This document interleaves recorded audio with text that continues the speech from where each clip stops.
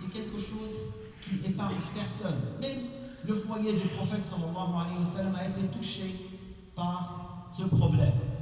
Sayyidina Omar, le calife Omar, nous raconte une histoire que après l'immigration de la Mecque vers Médine, les Mécois qui habitaient Médine commençaient à réaliser que les femmes de Médine discutaient et s'opposaient aux ordres de leur mari.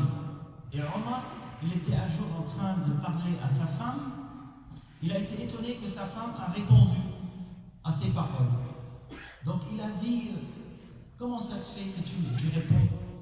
Elle a dit, et même le prophète sallallahu alayhi wa sallam, ses épouses, elle répond.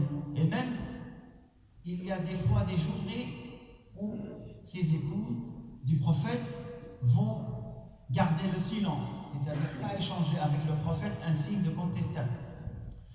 Omar, il a voulu vérifier ses propos de sa femme, il est allé voir sa fille qui faisait une des épouses du prophète sallallahu alayhi wa sallam.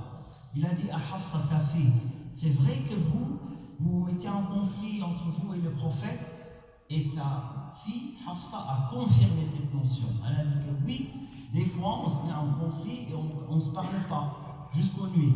Alors lui, en tant que père, à Hafsa, il lui dit, ne demande pas trop au prophète, parce que tu risques d'avoir finalement la pénition d'Allah du fait qu'il aime son prophète. Demande à moi, moi je te donne tout ce que tu veux, mais ne demande pas au prophète sallallahu alayhi wa sallam.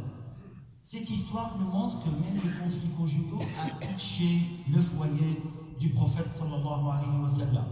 Que personne n'est épargné d'avoir ces problèmes chez lui. Et cette histoire nous montre le rôle du père.